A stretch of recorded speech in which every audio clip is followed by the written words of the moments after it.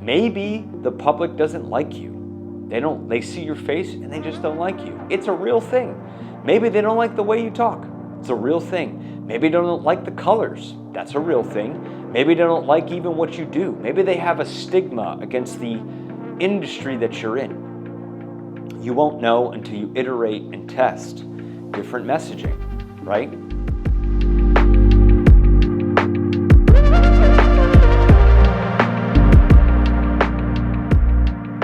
So the word of today is iteration. Iteration in advertising.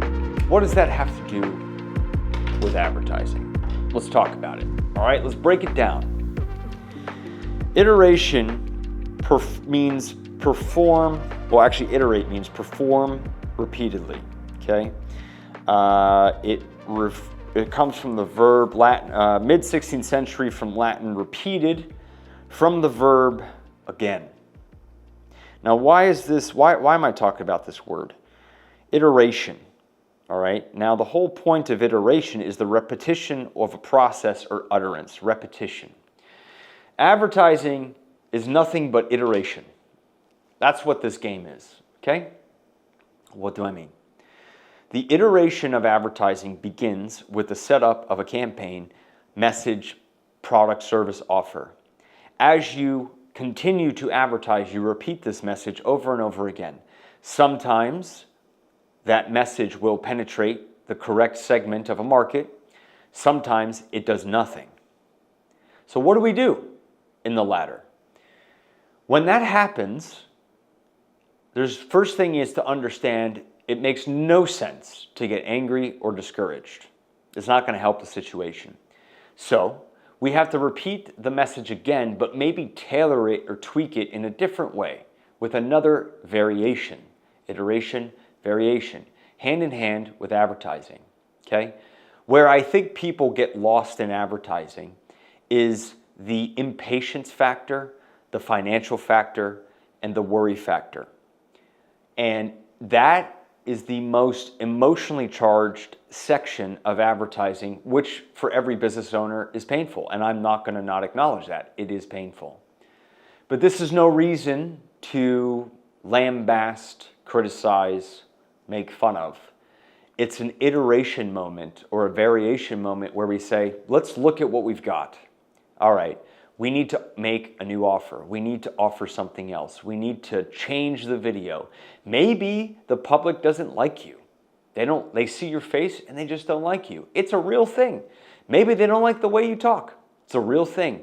Maybe they don't like the colors. That's a real thing. Maybe they don't like even what you do. Maybe they have a stigma against the industry that you're in. You won't know until you iterate and test different messaging, right? Now, my process for solving that problem usually comes from a period of testing. Could be 2-3 weeks. And especially with smaller campaign budgets, it has to go that long because you need to understand what the system, Facebook or Google, is pushing more of versus what it's not pushing. Then there's all these variables. There's like 22 variables that have to be looked over on every ad campaign. I don't know if anybody's ever talked to anyone about that, but for me, there's 22 different things at least that we have to check. And all of those things have to align. So we have to iterate and repeat it again, check it again, tweak this little piece. And 1 month, 2 months, 3 months, 4 months, sometimes is not enough. Now, there are ways that we can fast track it. There's industry experience, there's data harvesting, there's list creation, there's analysis, but still it requires, no matter the amount of guesswork that you remove, you're never going to totally eliminate the need for a test or a variation. That's never going to go away, unfortunately. I wish that it would, because it would make people so happy. But that's just not where we live today. You know, I know some entrepreneurs that talk about, you know, look, we live on a financial planet. we live in a financial planet and an advertising testing planet. Okay, we do. Nothing wrong with that. But iteration is a wonderful thing because you learn so much about what your product really needs to be, what your product really needs to say, how it needs to go. And sometimes it's a very difficult conversation. It's a difficult thing to look at, even for me. I've run ads where, our largest client base right now are home service and contractors. We're doing great in that space. I've made a specific contractor advertisement for a same program that's a little, versus another ad that's a little more generic. It doesn't perform. It just doesn't perform. I've made another variation. It doesn't perform. I'm like, okay, so I spent X amount of dollars on that and it didn't perform. Great. Let's go back to the thing that works. But what I've never really talked about, what most people don't talk about, is the 50 or so failures of iterations prior to that moment to find the winning thing. Right? Coaches, why are you different in the market? So many people want to be coaches. So many people, like advertising agencies, coaches are oversaturated.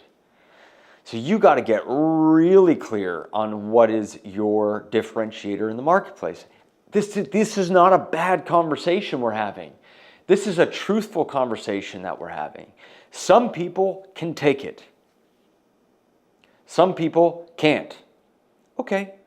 Truth of the matter is that iteration is never a bad thing, and you've got to be willing to endure the iteration. That's it. You will arrive. It always happens. Some, maybe not for 6 months. Some, maybe not for a year. But hey, if this was easy, everybody would do it. If business was easy, everybody would do it. If marketing was so simple as turning on an ad, everybody would be multimillionaires. It's not simple. And that's just the truth. And this is an okay conversation to have. However emotionally distraught you are, however upset you feel, however many failures you had, everybody's had it. Everyone. Every single person. Some have had more capital to withstand those failures than others. Others, no. But iteration is a necessary part of branding and advertising. And if you cannot understand that, you shouldn't be in business. Your own business is a product of iteration. What worked for my company in 2019 does not work today in 2025. What worked for businesses in 2015 does not work today in 2025. Okay, what are we going to do? We can bitch, we can moan, we can complain, we can get upset, we can scream, we can yell, or we just sit down rationally and just say, all right, we're at another hill we have to climb. What do we need to do to get up this mountain safely? What do we know that has worked, and what do we know that's not working right in this moment? And this is okay. It's okay to do this. In fact, you need to do this. In fact, I do it every single day. There are campaigns that I have to monitor in the morning, afternoon, and night because it's so, I mentioned before, there's 22 things that I have to check to make sure this thing is operational. That requires multiple checks. I can't just sit and stare at the campaign because I can't tweak it. If I tweak it too much, I reset learning, I reset the machine, and I don't get enough money flowing through my campaigns to be able to know what's actually working and what's not. That is the missing piece in all of advertising no one's told you. They've only sold you the dream. They didn't tell you about the iteration to get the dream. And that's the truth, folks. I'll give you an example. If a company spends $10,000 a day in advertising, which some do, and some of our clients do, they will find that information out faster. Why? Because you can spend more through the budget, through the campaigns quicker to get results. if you spend $3,000 a month, well, you do some calculus or mathematical calculations, of which I'm not very good at, and you could start to figure out the percentage of time that it would take to find out the same information that the guy who spends $10,000 a day can get versus the guy that spends $3,000, $5,000, $15,000 a month. Now, I'm not going to invalidate the people that spend $3K a month or $5K a month or $15,000 a month, because some of those guys are super successful. But they had to spend a lot at that level for a longer period of time to really get it. And you have to be able to withstand that. You have to do your content, you know? Whatever you got to do to withstand it, just withstand it. And look, I'm not saying this to damage anything. I'm saying this because this is just what is real. And if you can't handle what's real, you can't handle business. If you can't handle what's real, you can't handle advertising. And there's ways to make it go quicker. There's ways to change. I'll tell you this, people who are cheap in advertising get cheap results. People who expend in advertising get great results. If you're cheap in any attitude you have, you will not reach the goals you want. If you're bountiful and plentiful in your mindset and actions, you will get and receive bountiful rewards. That's a real thing. That is a real phenomena I've observed. The contracted mindset, the limiting mindset, the I can't do this mindset, they don't get it. The guys that are bountiful, even in the contracting moments, are the ones who make it. And which one are you? Contracting mindset, limiting mindset, or bountiful mindset? And this applies to everything in business, not just advertising campaigns.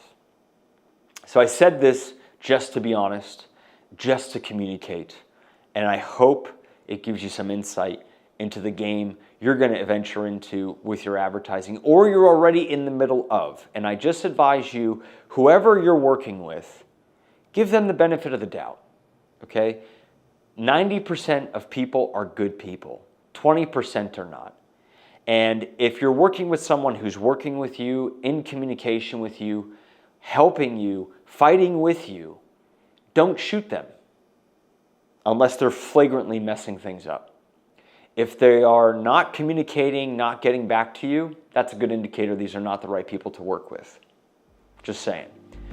So, with that being said, I want to just give you some honesty. Hopefully you can use it. We'll talk soon.